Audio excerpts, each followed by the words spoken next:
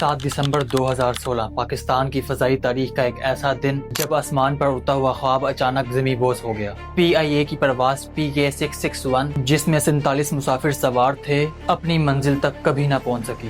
PIA کا ایک جہاز چترال سے اسلام آباد جا رہا تھا۔ اس جہاز کو 3:30 بجے چترال سے اڑنا تھا اور 4:40 پر اسلام آباد لینڈ کرنا تھا، یعنی 1 گھنٹے 10 منٹ کا سفر۔ اس جہاز میں ٹوٹل 47 لوگ سوار تھے، 42 مسافر اور 5 لوگ جہاز کے عملے میں سے تھے، اور ان مسافروں میں جنید جمشید بھی موجود تھے۔ ان کے علاوہ چترال کے ڈپٹی کمشنر بھی جہاز میں سوار تھے۔ یہ جہاز ایک مرتبہ 2009 میں لاہور میں لینڈ کرتے ہوئے ڈیمیج ہوا تھا اور 2014 میں بھی اس کا انجن فیلئر ہوا تھا، لیکن بعد میں اس کے انجن کو ریپلیس کر دیا گیا تھا۔ جہاز کے کیپٹن 43 سالہ ساحل جنجوا تھے۔ جہاز کے کو پائلٹ علی اکرم تھے۔ اس جہاز میں ایک ٹریننگ پائلٹ بھی موجود تھا، 26 سال کا احمد منصور۔ ان کے علاوہ جہاز میں 2 فلائٹ اٹینڈنٹس بھی تھی، صدف فاروق اور آسما عادل۔ یہ جہاز چترال سے 3:38 پر ٹیک آف کر چکا تھا۔ سب کچھ معمول کے مطابق چل رہا تھا اور اس وقت موسم بھی ٹھیک تھا، لیکن اس وقت جہاز میں بیٹھے 47 لوگ یہ بات کہاں جانتے تھے کہ یہ سفر ان کی زندگی کا آخری سفر ہے۔ یہ جہاز 13,375 فٹ کی بلندی پر پہاڑوں کے اوپر اڑ رہا تھا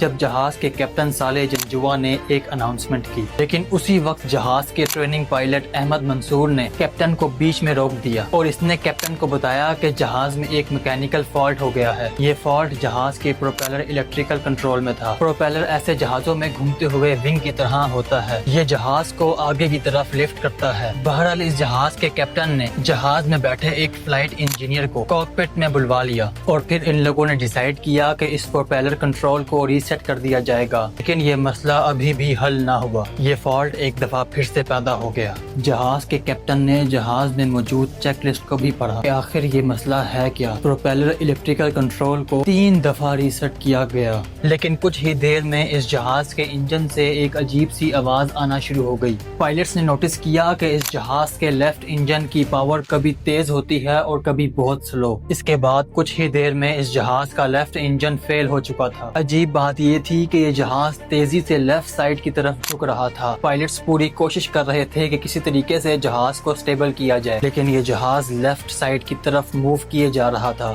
پائلٹس کی سمجھ سے باہر تھا کہ آخر اس جہاز کو ہوا کیا ہے۔ اس کے بعد کچھ ایسا ہوا کہ جس نے ان پائلٹس کو ہلا کر رکھ دیا۔